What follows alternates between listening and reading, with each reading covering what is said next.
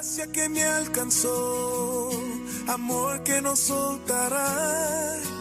Cristo mi roca firme, mi vida en ti está. Cantaré por siempre fiel, tu bondad no cambiará. Marcos capítulo 1, versículos 14 y 15.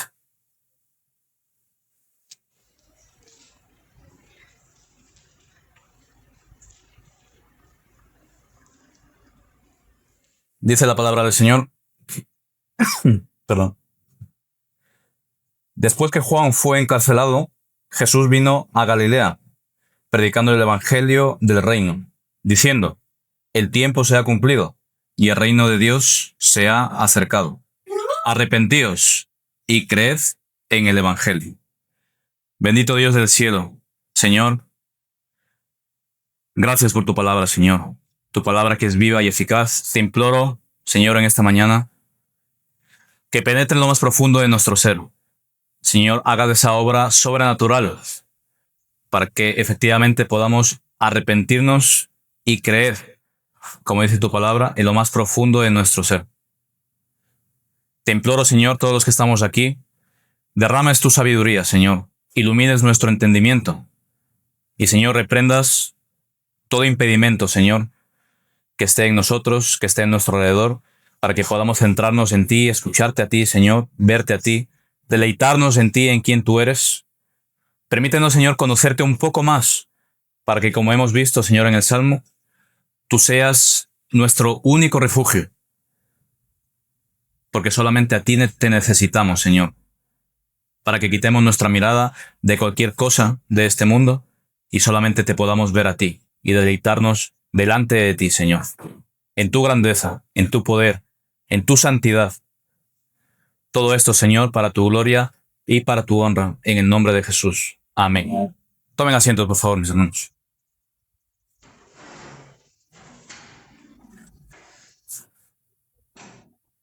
Bueno, aunque hace un poquito de calor, espero que nos mantengamos ahí firmes, que nos mantengamos firmes, despiertos. Me alegro mucho de verlos a todos aquí. Sean siempre bienvenidos, que estén en su casa, que el Señor, sobre todo, como hemos dicho siempre, su mirada siempre está en el Señor Jesucristo. Es verdaderamente, como Él mismo nos ha dicho, el camino, la verdad y la vida. Ningún hombre, ninguna cosa material, nada. Solamente es Él quien nos va a llevar al Padre, a la vida eterna. Así que para eso estamos aquí, para adorarle, para darle la gloria y la honra, y para conocer un poco más, un poquito más de quién Él es. Decía por ahí un famoso predicador: cuando lleguemos al cielo, después de tanto estudio, después de tanto escuchar de Él, después de tanto escudriñar su palabra, solamente habremos visto un pequeño reflejo de la portada del libro. Porque Dios es eterno, es infinitamente eterno, infinitamente perfecto, que no podríamos llegar. Por muchas vidas que vivamos, no podríamos llegar a comprender su grandeza. Y en eso debemos deleitarnos simplemente, maravillarnos, decir: Señor, cuán grande eres. Así que para eso estamos aquí. Así que, mis hermanos, hay momentos en la historia que parecen insignificantes. Día a día nosotros tomamos decisiones, damos respuestas día tras día a multitud de cosas. Cosas pequeñas, cosas grandes, y muchas de ellas nos parecen que son insignificantes, como digo. Pero cuando pasa el tiempo y volvemos la vista atrás, ¿qué es lo que nos sucede? Que nos damos cuenta de que aquella pequeña respuesta, aquello que dijimos, esto es insignificante, no tiene importancia, nos damos cuenta que ha marcado un antes y un después. ¿A cuánto no nos ha pasado eso en nuestra vida? Sí, bueno, es que pensé que no me importaba, pensé que no era importante, pero ya ha pasado, ya pasó. Y esas respuestas que ya no hay vuelta atrás, porque el tiempo no tiene vuelta atrás, han marcado mi vida, han marcado mi familia, han marcado mi rumbo como ser humano, o como padre, o como hijo, de cualquier manera, ¿no? Recordemos al leproso que vimos la semana pasada. Una respuesta decisiva para él. Le dijo al Señor Jesús: si tú quieres. Me imagino al leproso ahí esperando, ¿no? Ansioso esa respuesta ahí. A ver, le dijo al Señor Jesús: si tú quieres. Una respuesta que iba a cambiar su vida. Le dijo: sí, quiero, ¿no? Y cambió su vida, cambió la vida del leproso. A veces la respuesta nosotros la tenemos que dar y en otras ocasiones las tenemos que esperar. ¿De quién? De Dios, que es quien tiene verdaderamente la última palabra y la última respuesta. Y aquí nos encontramos con Dios irrumpiendo poderosamente en la historia de la humanidad, tomando esa forma de siervo aquí, entre nosotros, habitando entre nosotros. Ese siervo sufriente del que nos habla el Evangelio de Marcos. Y mis hermanos, esa decisión de Dios de venir y encarnarse no cambia el rumbo de una vida, de dos vidas, no cambia el rumbo de la vida de María, de José, cambia el rumbo de generaciones, de multitud de generaciones. Fíjese si era importante el hecho de que Él viniese. Cambió el rumbo. Simplemente en la historia natural vemos que su venida partió la historia de la humanidad en dos. Ahora contamos el tiempo antes y después de Cristo. Aún el más incrédulo está obligado a hacerlo así. Fíjese si era importante esa decisión. Durante muchas generaciones el pueblo de Israel esperaba ese momento crucial que cambiaría sus vidas. Se encontraba en una estación de tren, ansiosos, esperando que un tren que les llevaría a su casa pasase. Pero como el Señor nos pide que seamos pacientes, ellos tuvieron que esperar también. Estaban ahí en la estación esperando un tiempo. ¿Y qué pasó con el tiempo? Se acomodaron. Convirtieron la estación de tren donde eran simplemente transeúntes, alguien que pasaba por ahí, convirtieron esa estación de tren en su casa, en su hogar. Y cuando finalmente llega el tren tan deseado, ni siquiera lo mira, ni siquiera le reconoce. Ya se han olvidado que estaban esperando ese tren. ¿Y su decisión cuál fue? Ya no necesito el tren, me quedo aquí. Y pasaron de largo el tren de su vida, la decisión de su vida, que era Cristo. A los suyos vino y no lo reconocieron. Sí, eso nos puede pasar, porque nuestra mente con nuestro día a día se puede dispersar. No perdemos de vista nuestro punto, el punto donde tenemos que mirar ese objetivo, lo perdemos de vista a causa de las cosas que están a nuestro alrededor mientras estamos aquí, en este mundo, esperando. Estamos aquí de pasada, porque estamos aquí pero no somos de este mundo. Estamos esperando un momento, y ese momento es cuando el Señor Jesucristo venga. Pero mientras estamos aquí no debemos perder ese punto de vista. ¿Qué es lo que les pasó a esta gente allí? Así que decisiones, respuestas decisivas. Así que os invito a cada uno de vosotros a que en esta mañana meditemos en este sermón y nos aseguremos cuando salgamos de aquí que no hemos perdido el rumbo de nuestra vida y que estamos respondiendo adecuadamente a aquello que debemos responder y de la manera en la que debemos responder. Para que cuando llegue el tren de nuestra vida, reconozcamos que es lo que estábamos esperando. Que no lo veamos como un extraño. Así que comencemos ahí en nuestro versículo 14. ¿Qué tenemos ahí? El comienzo del ministerio de este rey tan esperado. Y vamos a ver cómo los a pesar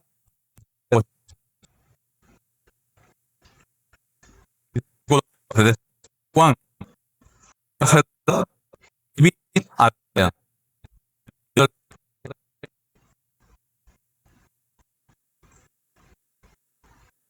iniciar esta sección que llama algo muy importante. Nos dice ahí fue Jesús empieza a predicar en... ¿No le llama la atención quizás de que no dé un poco más de información de Juan? Se fue encarcelado, pero algo tan importante, ¿no? ¿Recuerdan quién era Juan? Aquel que estaba predicando que vendría este Mesías. Era el mensajero del Mesías. Muy importante entre el pueblo de Israel. Ellos le iban y le buscaban. Pero aquí Marcos, para alguien tan importante como Juan, no da más información. Solo dice, bueno, fue encarcelado y ya está. Como que no tiene mayor importancia. Pero aquí tenemos que ver algo e identificar algo. Recordemos que Juan enseñaba y predicaba, incluso bautizó al Señor Jesús. ¿Y cómo lo hacía? Con toda libertad. Iba por todos los lugares predicando el arrepentimiento, el bautismo de arrepentimiento. Y no tenía oposición. Sin embargo, llegado el momento, ¿qué pasó? Fue encarcelado. Su función fue cumplida. El propósito que él tenía se cumplió. Y entonces, solo entonces, cuando viene el cumplimiento de su función, dice que fue arrestado. Los detalles de su arresto vienen más adelante en el capítulo 6. Pero ahora, ¿por qué no nos da más detalles? Porque se quiere centrar en qué es lo que ocurrió en ese momento. Quiere que nos centremos solamente en lo que en ese momento nos está hablando el escritor de Marcos. En el detalle importante que nos está dando aquí. ¿Y cuál es el detalle importante? Fue encarcelado. Esta palabra significa además entregar y dar. Además de encarcelado, si cogen esta palabra del griego, también significa entregar o dar. Así que Juan el Bautista fue mantenido y fue respaldado por Dios mientras cumplía su ministerio. Cuando su ministerio se cumple, es entregado, es quitado. Por eso dice fue encarcelado. No sé si pueden ver la relación. Solamente cuando se cumple su ministerio, Dios retira su ministerio y es entregado. Así que vemos aquí, nosotros debemos identificar en aquello material, en aquello físico, que es un encarcelamiento, debemos ver el plan de Dios detrás. Que el plan de Dios detrás de ese encarcelamiento de Juan, ¿cuál es? El cese del ministerio de Juan. A veces vemos las cosas naturales, pero no identificamos a Dios detrás de ellas. Y si Dios es el Señor de todas las cosas, y como hemos dicho, Dios está trabajando constantemente en su creación, debemos ver la mano de Dios siempre detrás. No debemos... ¿Sabe? A veces cometemos un error.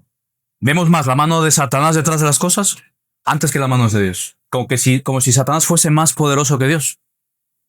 Es algo absurdo, pero internamente lo hacemos. Satanás me está haciendo esto, Satanás está haciendo esto, ¿no? Pero debemos identificar. Pues, ¿creéis vosotros que Juan dijo, Satanás me la ha jugado, por eso me ha encarcelado? No, aquí lo que nos está diciendo, ¿por qué ocurrió esto? Porque su ministerio se cumplió. Dios trabaja en la historia de la humanidad, mis hermanos. ¿Y cuándo es entregado? ¿Cuándo es encarcelado? Ni antes ni después. Si hubiese sido encarcelado antes, Jesús no habría sido bautizado. Si hubiese sido encarcelado después, habría interferido con el ministerio de Jesús.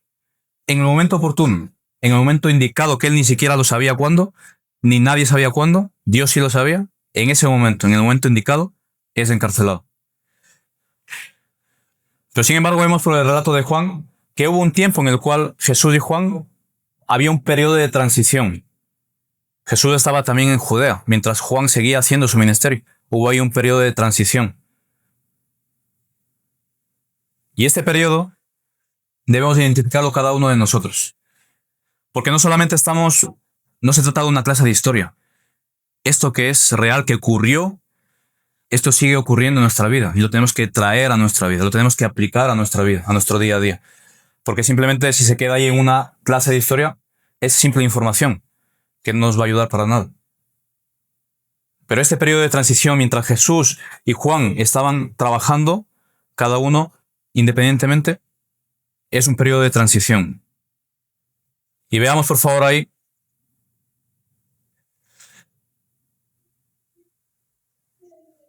el capítulo de Juan, Juan 3:24.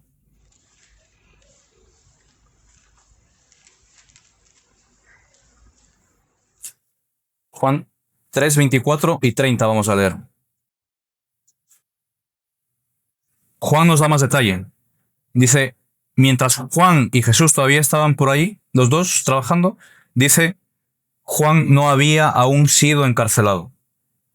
Entonces hubo un periodo de transición en los cuales los dos seguían trabajando. Vayamos al versículo 30.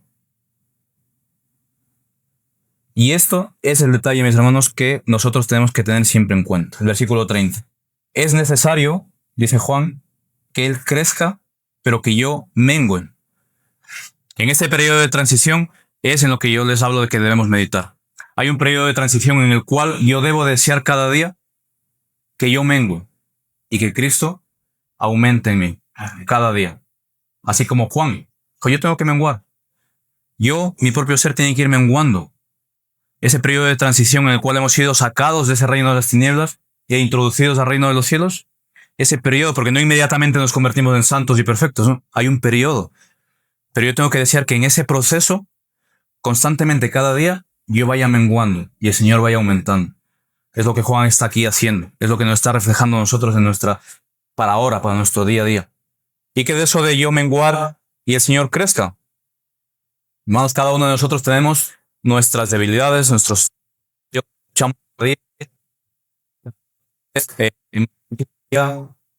de cosas. Eso tiene que ir en lugar que tiene que ocurrir, el carácter de Cristo tiene que ir siendo más reflejado en mi vida. ¿Cómo sé cuál es ese carácter de Cristo? Puedo ir ahí, donde me habla sobre el fruto del Espíritu Santo. Quizás necesito que la mansedumbre, la paciencia y el amor que Cristo refleja en mí sea cada vez más evidente y mi carácter, mi impaciencia, sea cada vez menor.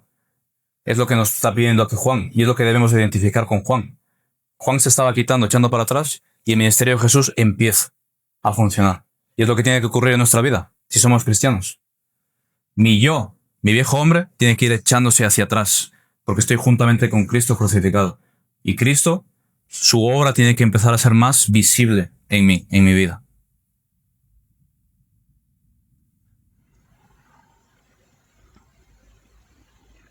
Esto no les causa quizás una pregunta de decir, bueno, entonces realmente quizás a lo mejor sí que hay alguien que gobierna todo realmente, ¿no?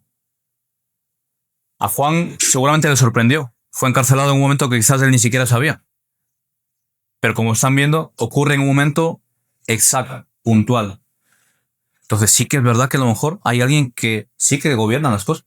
Hay alguien que realmente sí le pertenece todo y no es todo casualidades del azar, de la suerte, ¿no? Hay alguien que está realmente gobernando todo.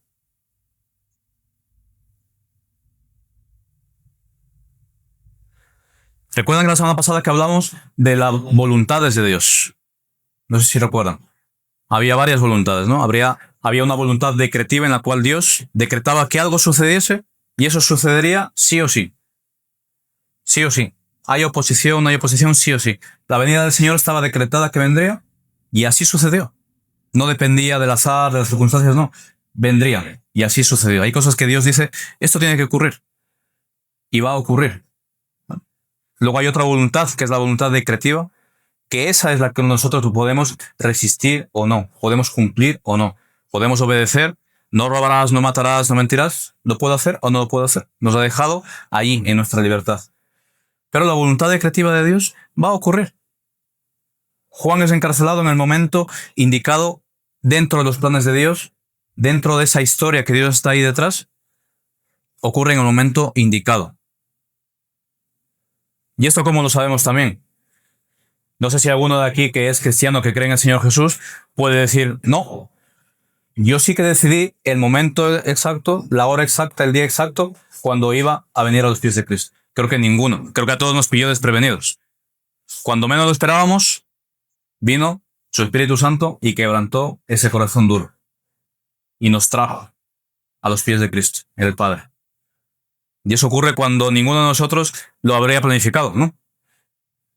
Yo en mi calendario no tengo ninguna fecha ahí puesta. Este día, acuérdate, me sale una alarma. Acuérdate que este día tienes que venir a los pies de Cristo, ¿no? Ocurre. Dios sí tiene en su calendario, digamos así, sí tiene una agenda. Y en su agenda se dice, este día Él va a venir a mis pies. O este día Juan va a ser encarcelado. Entonces, en la agenda, en los planes de Dios, Él tiene mucha más información que nosotros. Nosotros carecemos de esa información, no la necesitamos saber. Así que cuando hablamos de estos asuntos, no solamente estamos hablando del derecho que tiene Dios de gobernar toda su creación, sino que estamos hablando de esa acción de Dios para que todos esos decretos suyos se den, por ciertos, funcionen y se lleven a cabo. Cuando Dios está obrando ahí dentro de esos detalles, los modos, los medios, las personas y los tiempos, cuando hablamos de eso, que Dios está operando en eso, hablamos de la providencia de Dios. No sé si alguna vez escucharon hablar de esto, la providencia de Dios. Porque Dios es soberano, sí. Dios es soberano porque le pertenece por derecho. Pero luego, esa soberanía tiene que ponerse en operación. No solamente un título que está puesto en el despacho de Dios, Dios soberano, no. Esa soberanía se pone en acción. Y esa acción de esa soberanía, esa puesta en escena de su soberanía, es lo que conocemos como providencia de Dios. Para que podamos entender un poquito más de esto, pero unas breves pinceladas, porque esto es un tema muy apasionante, pero muy extenso. Busquemos Génesis 22:7, por favor. Génesis 22:7 y 8.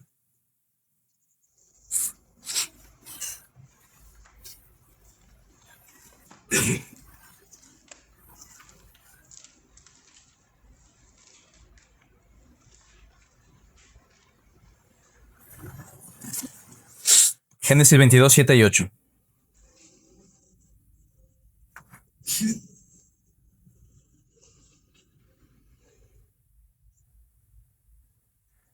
Todos sabemos la historia de Abraham, ¿no? Con su hijo Isaac, su único hijo, su amado hijo. Dice el 7. Entonces habló Isaac a Abraham, su padre, y dijo: Padre mío. Recuerdan que lo llevaba, ¿no? Para ser sacrificado, porque Dios, que es Dios, que es soberano, que tiene el gobierno de todo, que es suyo, le ordena. Y dice: sacrifícame a tu hijo. A ese que yo te lo di y que tanto amas, me lo va a sacrificar para mí. Entonces él va obedientemente, porque Dios le manda, ¿no? Y estamos aquí en esto, versículo 7.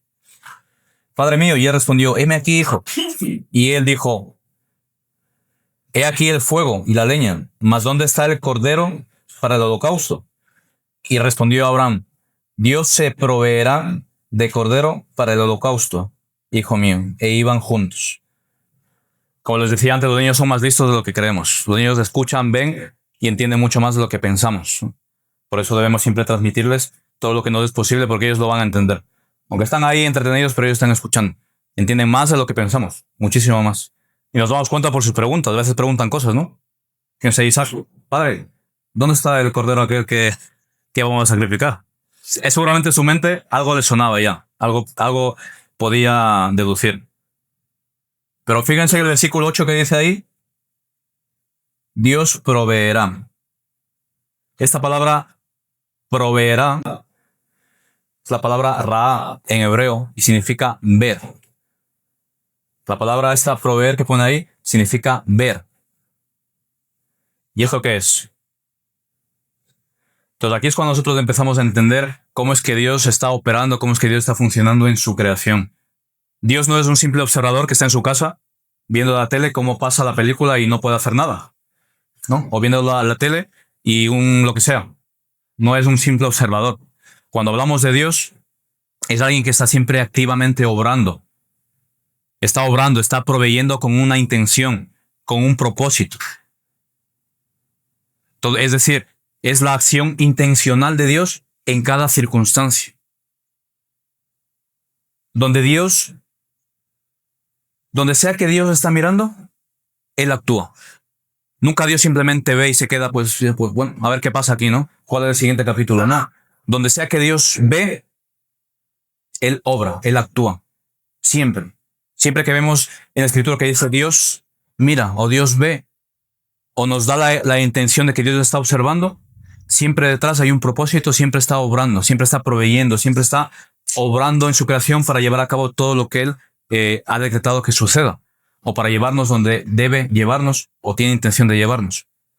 Así que debemos entender en este caso, siempre que vemos ahí que diga Dios ve, nosotros debemos en nuestra mente tiene que venir Dios ve con un propósito. Porque si se fijan ahí dice el versículo 22:8, donde estamos, literalmente la traducción sería Dios verá para sí un cordero.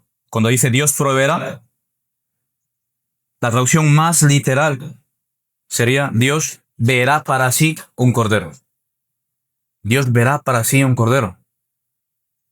Vayamos un poquito más adelante en Génesis 29:32, otro ejemplo de esto, para que podamos entender un poquito más. Génesis 29:32.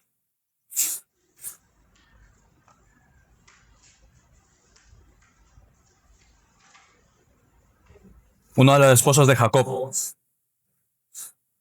Una de las esposas de Jacob, Lea. Que recuerden, Jacob no amaba a Lea. Jacob quería a la otra hermana, pero le engaña a su suegro y se tiene que casar con las dos. Entonces Jacob, cuando estamos aquí en este contexto, Jacob no amaba a Lea. Lea buscaba el amor de su marido, pero no lo conseguía. Entonces es la esposa que no amaba Jacob. Dice el versículo 32. concibió Lea y dio a luz un hijo y llamó su nombre Rubén, porque dijo: ha mirado Jehová mi aflicción, ahora por tanto me amará mi marido. Ella pensaba que su marido le iba a amar porque le daba un hijo, ¿no? Pero aquí lo importante a donde vamos es el nombre del hijo, Rubén. Rubén en español. En hebreo es Reubén. Reubén es un nombre compuesto de la palabra ver e hijo. Y aquí que nos está diciendo, le pongo ese nombre, ¿por qué? Porque Dios te ha hecho, ha mirado mi aflicción. Como Dios ha mirado y siempre mira con un propósito, mira su aflicción y le provee un hijo. Por eso el nombre del hijo es: he aquí un hijo, o mirad un hijo. Dios me ha visto y aquí está la respuesta de Dios, ese hijo, para mi marido. Entonces Dios siempre está, siempre que mira, siempre que ve, es con un propósito. Y podemos ver sus respuestas. Entonces, por lo tanto, debemos ver aquí en Marcos 1:14, en el versículo que estamos, la providencia de Dios. Dios está proveyendo por detrás de la historia todo lo necesario ¿para qué? Para que el ministerio de Juan cese y el ministerio del Señor Jesús tenga ese comienzo. Si tuviéramos que definir entonces la providencia, ¿cómo la podríamos definir? Es la puesta en acción de la soberanía de Dios con la finalidad de glorificar su nombre. Y nosotros como criaturas nos beneficiamos ¿de qué manera? Para nuestro bien supremo y eterno, que es la salvación. El fin principal, glorificar a Dios. Pero nosotros como seres creados suyos que nos quiere salvar, nos beneficiamos de esa gloria que Él recibe. ¿De qué manera? Obteniendo ese bien eterno que es la salvación. Por eso, todo lo que el Señor hace, dice, vamos a ser conformados a la imagen de su Hijo Jesucristo. Es el bien supremo. Y para llevarnos ahí, su providencia siempre está obrando para llevarnos allí, a que seamos conformados a su Hijo Jesucristo. Es el mayor bien que Dios va a hacer en nosotros. Entonces la providencia es la puesta en acción de la soberanía de Dios. Dios no solamente dice, yo soy el jefe, sino Él está ahí, trabajando constantemente. ¿Para qué? Para que sus criaturas que reflejan su imagen y semejanza lleguen a ese estado en el cual serán a la estatura del Hijo perfecto que es Jesucristo. El mayor bien que podemos recibir. Esta es una muy breve, muy somera definición de lo que es la providencia. Es un tema muy extenso, y además muy bonito, muy necesario que podamos ir comprendiendo un poco más cómo obra Dios dentro de su creación.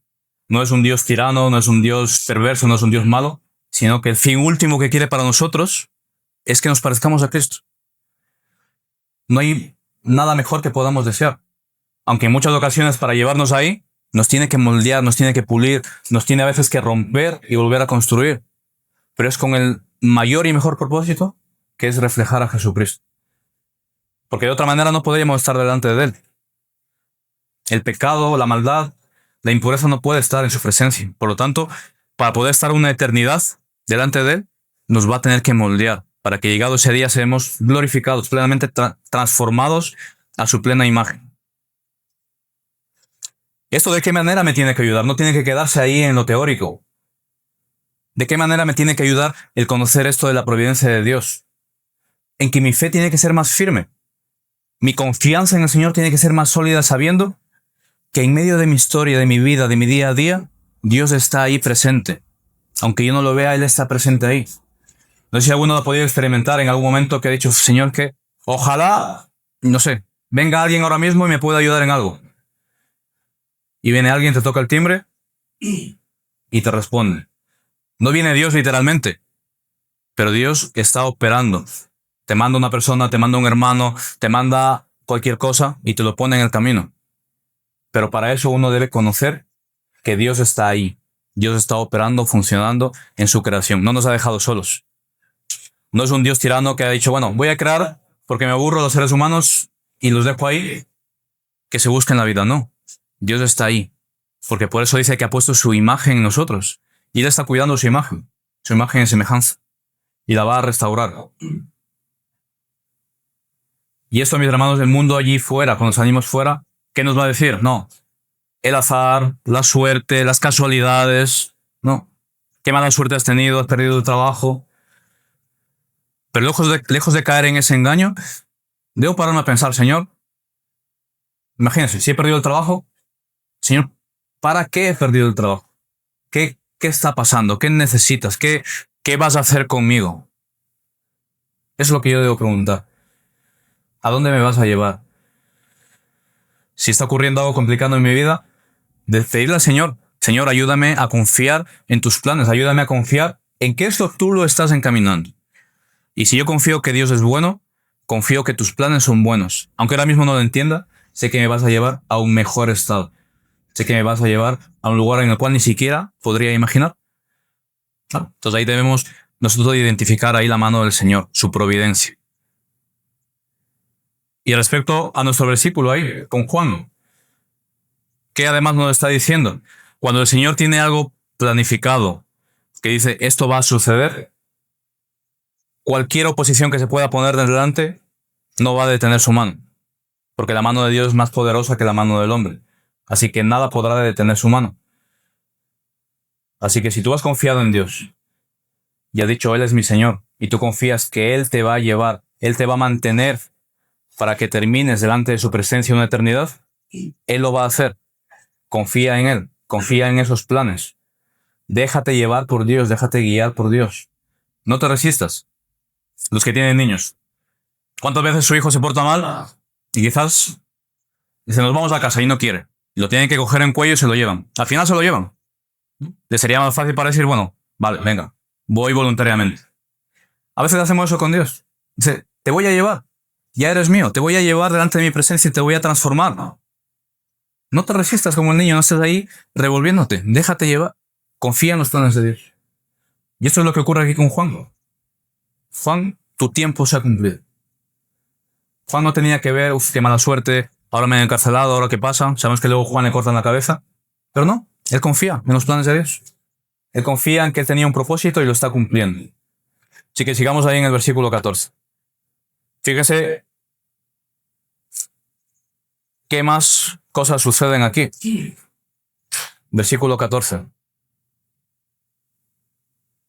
Dice que el Señor Jesús vino a Galilea predicando el evangelio del reino. ¿Cómo inicia el Señor Jesús su ministerio? ¿Y dónde? ¿No? Inicia su ministerio, el gran ministerio allí en Galilea, que dura más o menos 1 año y medio. ¿Dónde lo inicia? En aquella región despreciada, ¿se acuerdan? Isaías 9:1, Galilea de los gentiles, la región despreciada. ¿Qué de bueno puede salir de allí? ¿Qué de bueno puede salir de Nazaret? Esa región que está tan alejada de Jerusalén, que ni siquiera nadie conoce dónde está ni qué es, que la gente despreciaba, que el pueblo despreciaba. Allí inicia el Señor su ministerio, con esa gente.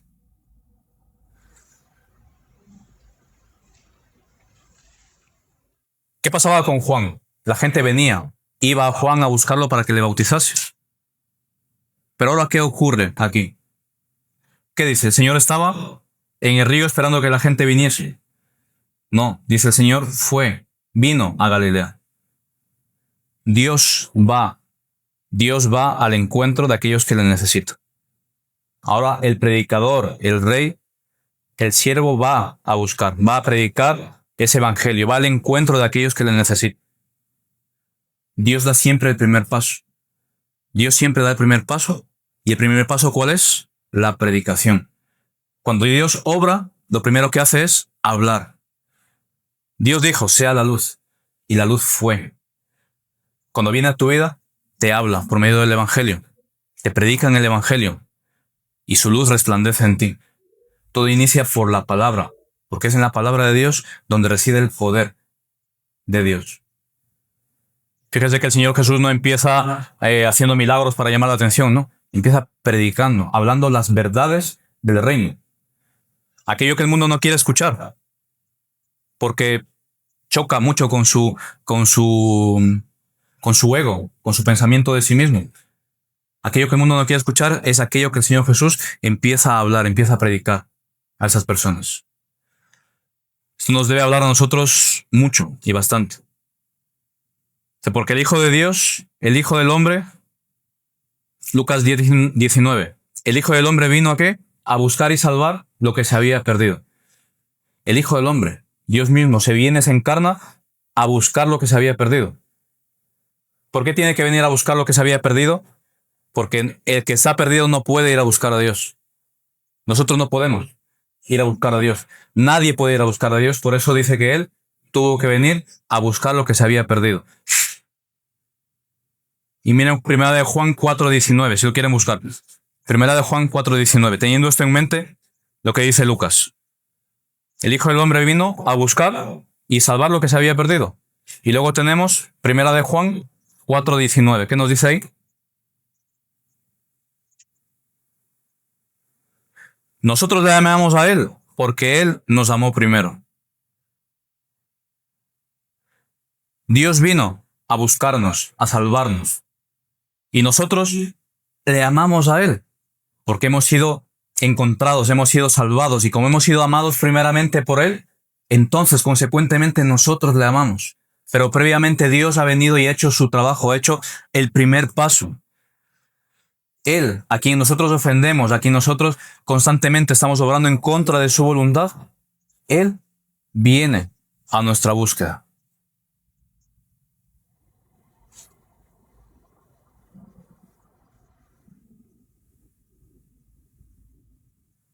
Así que, ¿qué está haciendo aquí el Señor Jesús? Imaginémonos ahora, hoy en día que andaba por aquí este señor, el gobernador de la iglesia romana, ¿no? Estaba en todas las noticias, en todos los canales, en todo lugar, da igual lo que pusiera, siempre estaba ahí. La gran noticia del país. Es lo que estaba ocurriendo con el Señor Jesús. Si en ese momento hubiese habido televisión, redes sociales, esa habría sido la gran noticia por todo lado. La predicación del Evangelio de Jesús allí en Galilea. Esa habría sido la gran noticia. Y de hecho era lo que estaba ocurriendo, porque dice, vino predicando. Cuando vemos ahí la palabra predicar, nos está hablando cuando se daba a conocer una noticia públicamente, en voz alta, era un heraldo. Cuando el rey enviaba a una persona en su lugar a proclamar una noticia, ese heraldo iba por todos los lugares hablando en voz alta, para que todo el mundo lo escuchara. Era lo que estaba haciendo Jesús ahí en Galilea, hablando en voz alta ese mensaje del reino. Así que vuelvo a insistirles, no inicia parándose en una esquina y haciendo milagros, trucos de magia, para que la gente para que se admirara y se acercara a Él. Que es lo que nosotros encontramos hoy en día en las iglesias. Vamos a hacer cosas para que la gente se maraville y venga. Y les predicamos un falso evangelio. ¿No? El Señor comienza ¿cómo? Predicando las buenas noticias de Dios. No los milagros del hombre, no las maravillas del hombre, no, sino las buenas noticias de Dios.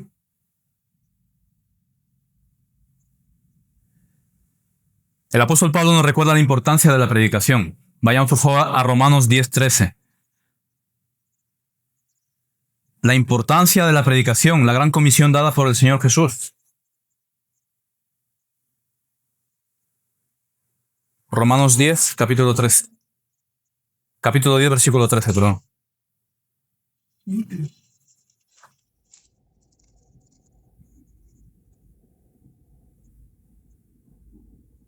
Fíjense la importancia de la predicación, que el mismo Dios le dio esa importancia, que inicia su ministerio con la predicación.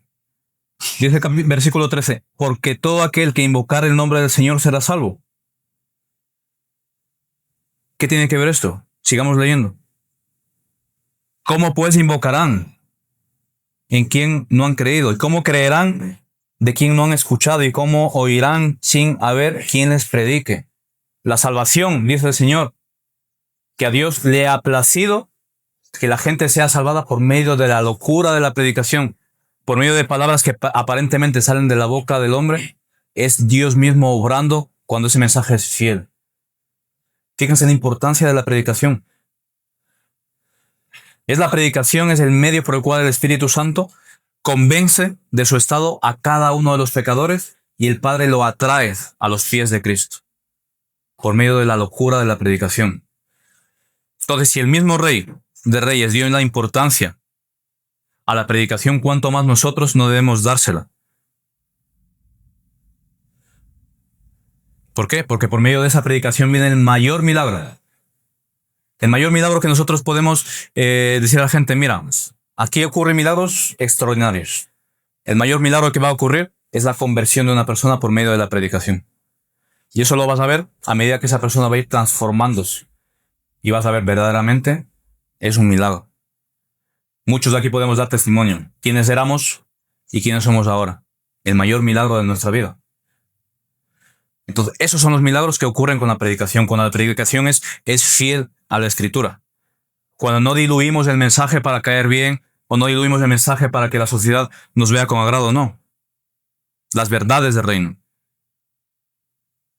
Entonces, cada uno de nosotros, mis hermanos, somos esos pequeños heraldos, esos pequeños predicadores. La gran comisión no se refiere a que la iglesia quede un día y todos juntos salgan a invadir la ciudad, no. La gran comisión es día tras día, cada uno en su vida, en su día a día, en su trabajo, en su hogar, en su entorno. Ahí es donde se lleva a cabo la gran comisión. Que sí, también nos podemos reunir como iglesia y salir por ahí. Pero la gran comisión es en nuestro día a día. No es un día a la semana, un día al mes, un día cada trimestre, no. La gran comisión es día tras día. Es ahí donde hago la gran comisión. Predicar las buenas noticias del reino. Porque a veces confundimos un evento, el salir por ahí a predicar juntos, con la gran comisión. La gran comisión, como digo, es día tras día. Es responsabilidad de cada uno de los reales sacerdotes que son los creyentes. Entonces, aquí donde estamos en Marcos, el rey, ¿qué es lo que está haciendo? Está continuando con ese mensaje que Juan ya estaba predicando. Si vamos a Mateo 3:2, nos dice que Juan, ¿qué es lo que predicaba? El reino de los cielos se ha acercado. Y el Señor Jesús continúa con ese mismo mensaje, porque el mensaje es el mismo. ¿Qué debemos entender? El mensaje es el mismo.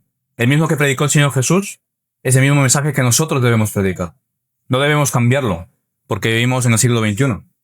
Porque vivimos en un país diferente, ¿no? El mensaje es el mismo. Aquí, en cualquier país, de igual a generación, el mensaje es el mismo. Porque Dios es el mismo. Que vayamos ahí a Marcos. Nos dice, predicaba el evangelio del reino. Es una frase del evangelio del reino que se usa mucho en el Nuevo Testamento. De hecho, Pablo, en Romanos 1:1, dice que fue apartado para este evangelio.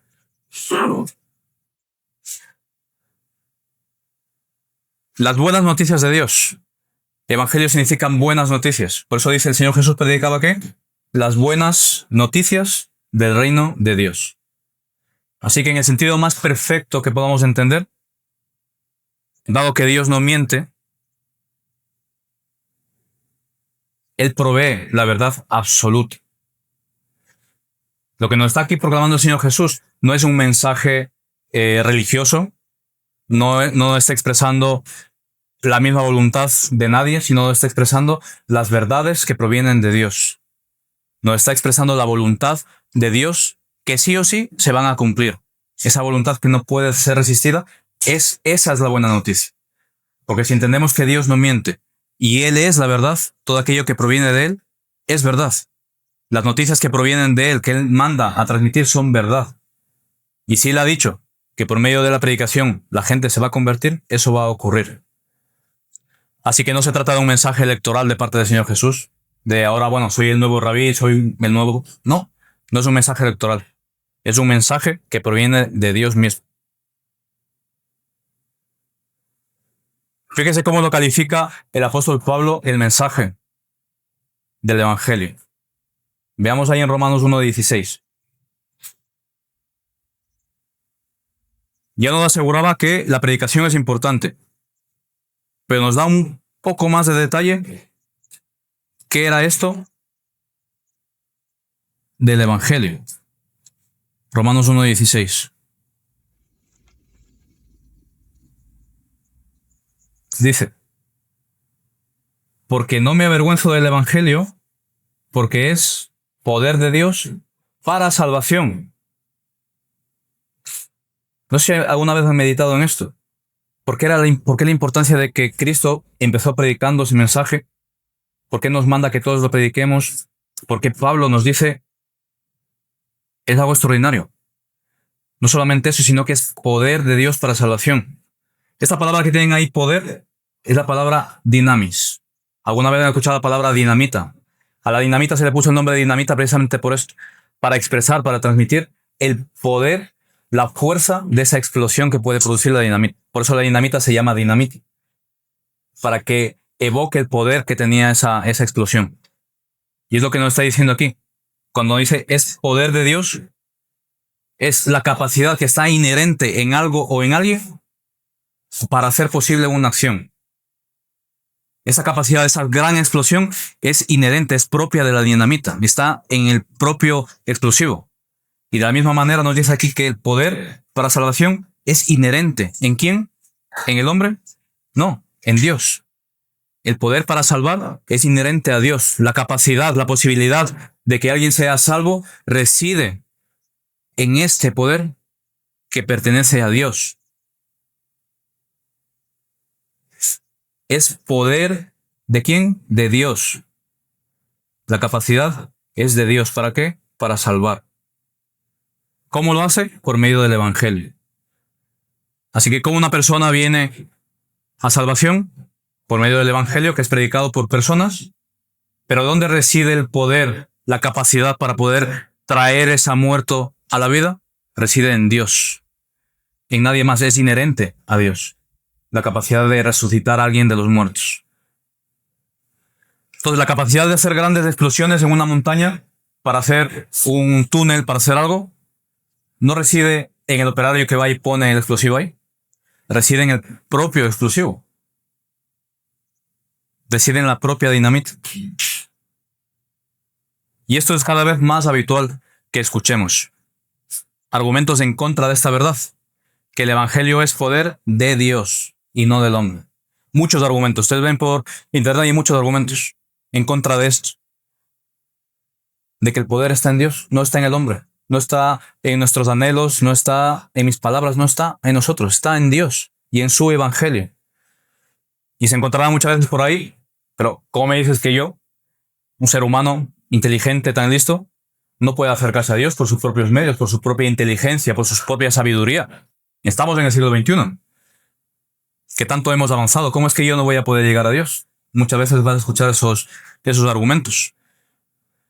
Porque el hombre intenta ganar mérito, intenta tener parte de ese mérito que solamente le pertenece a Dios. Sí, bueno, Dios me salva, pero yo también he hecho esto. Yo también le he ayudado. Constantemente el hombre está intentando adjudicarse el mérito que le pertenece a Dios. Y nos dice claramente Romanos 1:16. El poder es de Dios, no es nuestro. Así que, mis hermanos, el poder sobrenatural de nuestra salvación y de cualquier persona que venga a Cristo, únicamente el mérito es de Dios. Por eso una de las 5 solas de la Reforma es Soli Deo Gloria. Solo a Dios sea la gloria. Así que, amado humano, amado hombre, tú no eres la dinamita. Tú solamente eres el operario que lleva el cartucho de dinamita para que explote ese corazón endurecido. Nosotros solamente somos esos operarios. Y esta es la verdad que debemos defender. Esta es la verdad que si tú la defiendes verdaderamente, va a encolerizar a cualquier corazón endurecido contra Dios. Va a quebrantar ese orgullo del hombre. De hecho, es una de las denuncias del Señor Jesucristo a los fariseos. ¿Qué les dijo? Necesitáis nacer de nuevo. Porque el poder no está en vosotros, no está en vuestras costumbres, no está en todo lo que hacéis, no está en vosotros. Debéis nacer de nuevo. Ahí está la capacidad para que podáis ver el reino de Dios. ¿Y cuál fue la respuesta de los fariseos así en general, mirando todas sus respuestas? ¿Cómo que no? ¿Pero quién es este Señor? ¿Quién te ha dicho que tú puedes decirnos esto? Somos fariseos. Somos descendientes de Abraham. ¿Cómo que no podemos? ¿Cómo es que ni siquiera somos parte del reino? Nosotros ya somos los herederos, decían ellos. ¿Cómo me dices que yo no conozco a Dios? Si yo, no sé, repetí una oración ya hace mucho tiempo. Llevo en mi coche la pegatina del pececito que pone Jesús. ¿Cómo me dices tú que yo no soy cristiano? Por su fruto les conoceréis, ¿no? El fruto del Espíritu Santo. Eso es lo que es evidente en nosotros para saber si verdaderamente la dinamita, el poder de Dios, ha hecho esa explosión en mi corazón, ha derribado todas las durezas y ahora soy esa nueva criatura. No es mi costumbre, no es lo que yo diga, sino es la evidencia. La evidencia es lo importante. Así que vamos a ver constantemente al hombre intentando ganarse el favor de Dios, predicándose su propio evangelio y no el de Dios, que es el que tiene el poder. Efesios 2:9, ¿qué dice? Salvos no por obras, para que nadie se gloríe, para que solamente la gloria sea de Dios. Así que, ¿cuánta insensatez hay en ese pensamiento de yo también? Yo, como soy bueno, yo sí que puedo ayudarle a Dios. Constantemente vemos a gente intentando ganarse el favor de Dios. Y le preguntan, no, yo soy bueno, yo seguramente voy a ir al cielo, porque soy bueno. No he hecho daño a nadie, pero la triste realidad es que es una insensatez porque va camino de perdición. ¿Sabes cuál es la dura realidad? Es que esta persona somos tú y yo.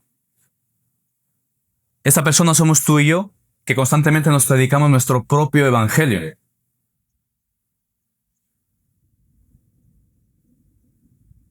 ¿Cuándo me predico mi evangelio cada día? Cuando marco mi propio camino. Cuando marco mi propio camino que supuestamente me lleva a Dios, ahí me estoy predicando mi propio evangelio. ¿Y cuándo es eso? Nos preguntaremos, ¿no? Yo creo en Dios, yo oro, yo leo, pero día tras día cuando yo me predico mi propio evangelio, cuando hago mi voluntad, yo obedezco mi voluntad, yo obedezco mis buenas noticias propias, me estoy predicando mi propio evangelio y no estoy siguiendo el evangelio del reino de Dios. Me estoy haciendo mi propio Salvador y no estoy siguiendo al verdadero Salvador que es Cristo. Así que cada día debemos recordarnos cuál es el evangelio del reino. Niégate a ti mismo. Niégate a ti mismo. Deja atrás quién tú eres. Mengua y deja que Cristo nazca en ti. Deja que Él sea cada vez mayor en tu vida. Que su evangelio sea más evidente en tu vida.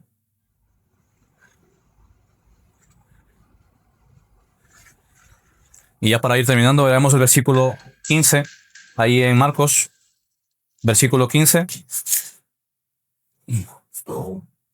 ¿Y cuál es este contenido de este mensaje que nos da el Señor?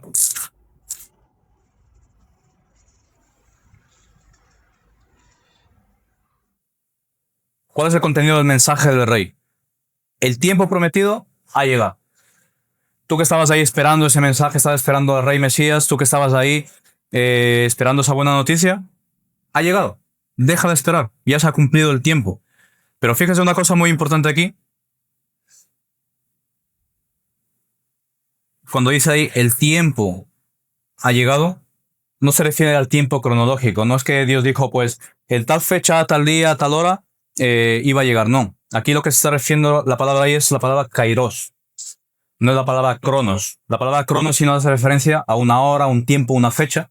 Pero la palabra kairos, que también en español se traduce como tiempo, no se refiere a ese tiempo cronológico. Se refiere al momento indicado, al tiempo decisivo. A ese tiempo que dices oportuno, ahora es. ¿No? Por lo poco que sé de agricultura por mis hermanos, cuando usted ve, pues ahora hace buen tiempo, pues ahora es el momento para ir a plantar. No es que sea una fecha o una hora, sino que examina y cuando es el tiempo oportuno, ahí, a eso se refiere con el tiempo. Cuando dice el tiempo, se ha cumplido. Cuando se han dado todas las circunstancias para que algo ocurra, a eso se refiere con el tiempo. ¿Y eso cuándo ocurrió? ¿Cuándo ocurre? Cuando todas las cosas que debían suceder, que al pueblo de Israel se le dijo, vendrá tu Mesías, vendrá tu Rey, y todo eso se fue armonizando, se fue cumpliendo. Cuando todo ya estaba cumplido perfectamente en Cristo, ahí fue cuando llegó el tiempo, el momento indicado, el kairos de Dios. No sé si alguna vez lo han escuchado. El kairos de Dios es el momento indicado de Dios para tu vida. Para todo lo que Él tiene para tu vida, no es un tiempo específico de reloj, es un momento. Cuando Dios todo lo tiene perfectamente armonizado en tu vida, ahí es el momento. No es en tu momento, es en el momento de Dios. Por eso muchos nos podemos preguntar, ojalá hubiese conocido a Dios antes, pero no era tu momento. Tu momento es en el momento exacto cuando le conociste, era el kairos de Dios, era el momento de Dios. Porque es ahí cuando todo estaba perfectamente armonizado, todo era el momento perfecto para que tú reconocieses a Dios como tu Señor y Salvador. Seguramente antes no lo habrías hecho. Y seguramente después habría sido demasiado tarde. Era en el momento de Dios, en el tiempo de Dios. Eso es la diferencia que podemos tener de cuando nos habla, por ejemplo, con la segunda venida del Señor, sí que nos habla de un tiempo cronológico. Nos habla de una hora, de un día, y que no lo conocemos. Ahí sí habla de un tiempo cronológico. Pero aquí, en este caso, habla de el momento indicado. A los fariseos les dice: hipócritas, podéis discernir el estado de los cielos, pero no podéis ver los tiempos, las señales de los tiempos. No podéis ver las señales de los momentos que están ocurriendo. El Mesías está aquí y no estáis viendo, no estáis identificando esos momentos que se están cumpliendo. Por eso le dice hipócritas.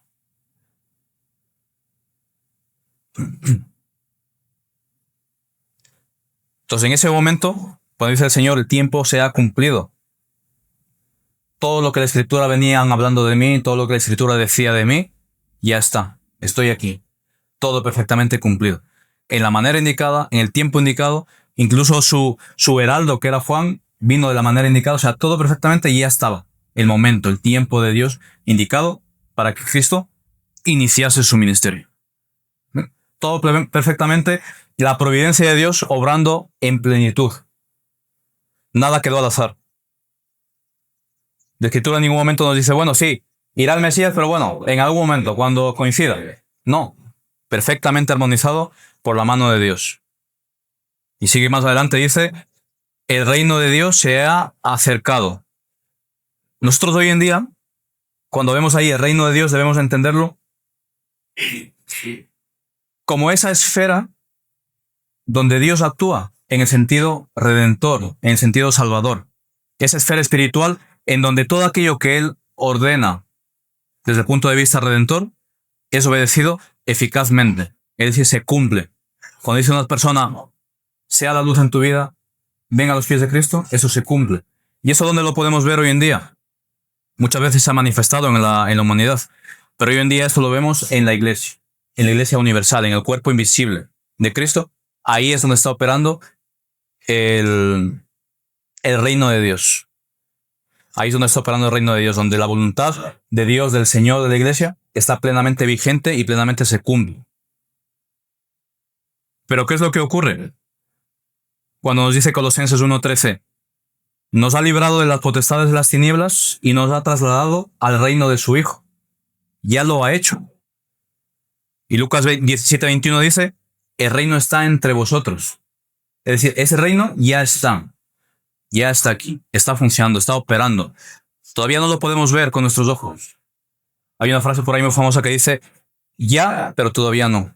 Hay cosas espirituales que ya están operando, ya están funcionando, ya estamos en ello, pero estamos esperando ese pleno cumplimiento, ese pleno establecimiento de ese reino, cuando dice, que no dice la Escritura, todo ojo le verá, Apocalipsis 1:7.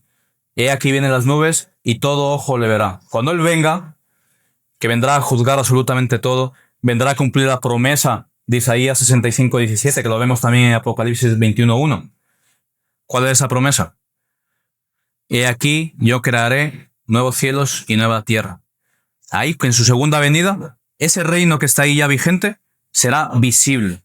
Todo ojo le verá. Todos seremos juzgados. Los cielos viejos, antiguos y la tierra antigua será pasada y vendrá el establecimiento pleno, visible de ese reino que será eterno. Porque si el rey es eterno, su reinado es eterno. Entonces será visible en su segunda venida. Pero eso no significa que su reino no esté operando. Su reino ya está operando. Y está operando por medio de su pueblo, su iglesia universal que está aquí ahora mismo, esperando la venida de ese rey para que sea visible su reinado. Entonces, mis hermanos, ya estamos en el reino, ya es vigente. Eres un hijo del rey. Eres parte de ese reino. No lo serás, sino que ya lo eres. Y estamos llamados a vivir de esa manera, como el ya somos. Por eso nos manda que vivamos en esa santidad, constantemente buscando su voluntad, constantemente cambiando nosotros, constantemente menguando nosotros para que Cristo sea mayor en nosotros. ¿Por qué? Porque ya somos. No podemos irnos a ningún país y decir, bueno, dentro de tanto tiempo voy a empezar a cumplir tus leyes. No, ya estás en el sitio. Tienes que empezar a cumplir las leyes del lugar según pisas el territorio de ese país.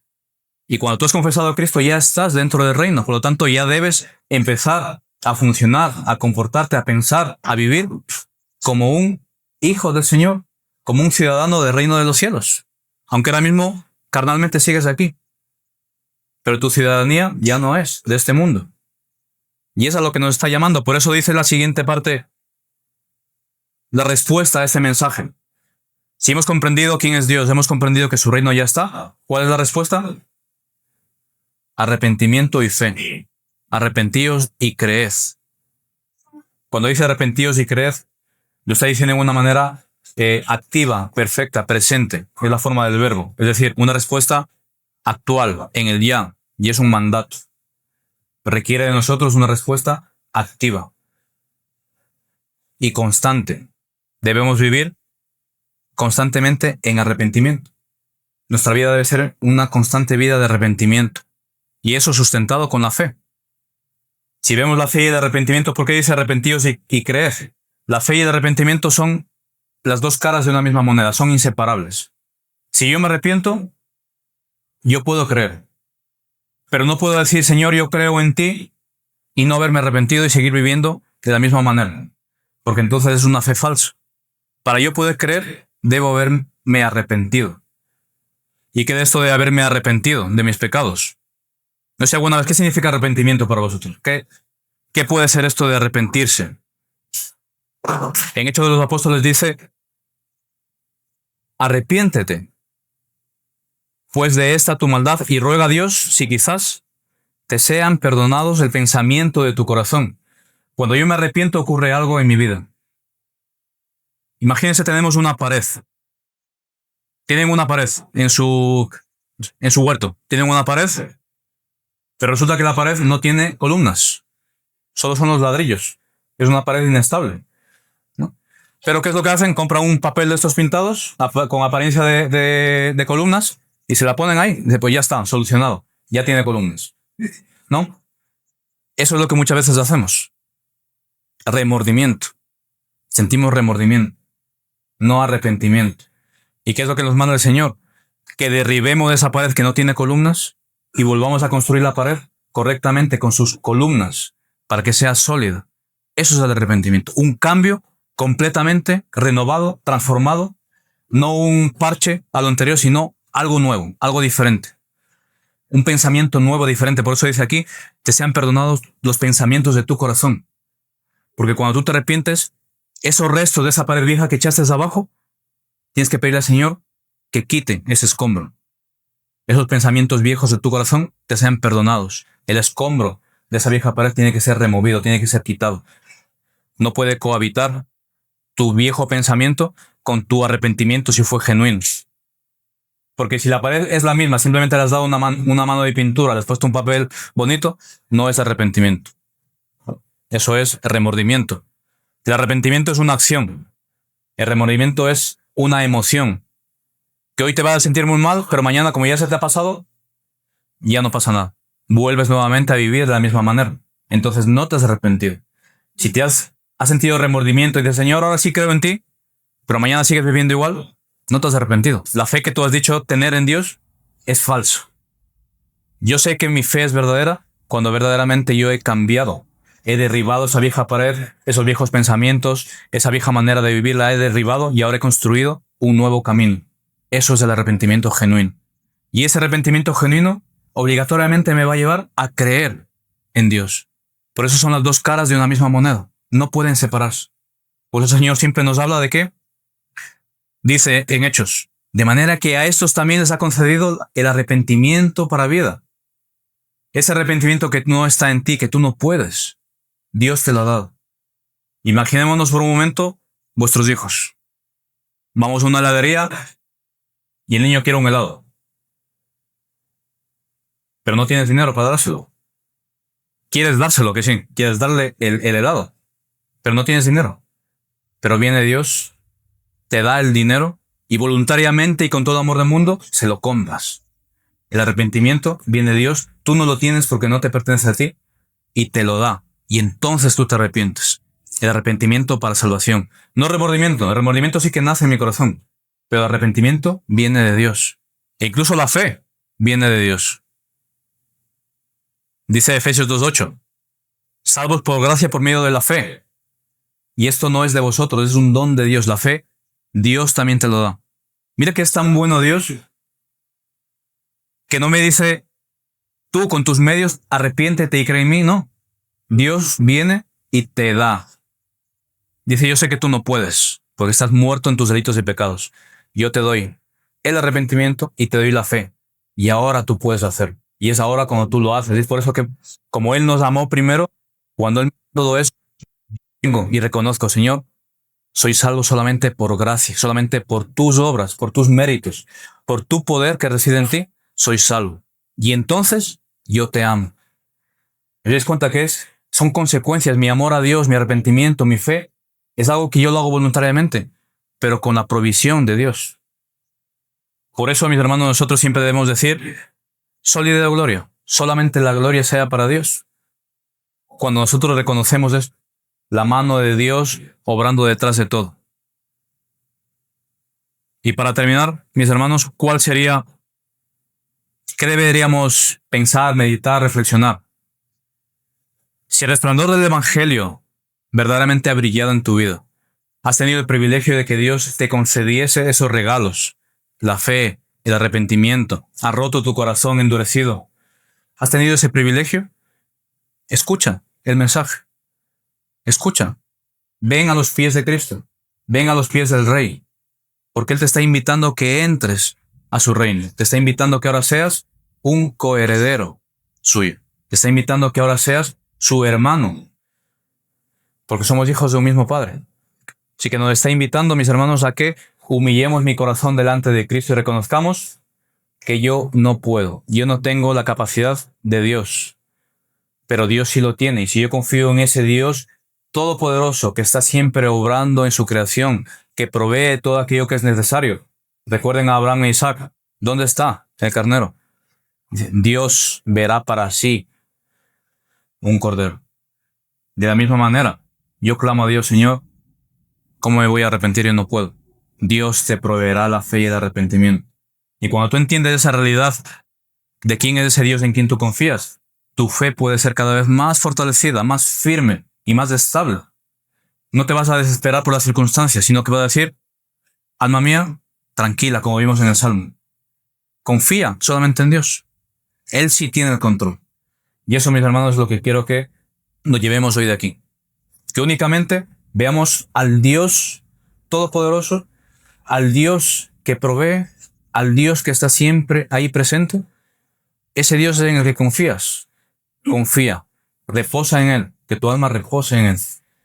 Así que, amada iglesia del Señor, que el Señor te bendiga, el Señor te guarde. Gracia que me alcanzó, amor que no soltará.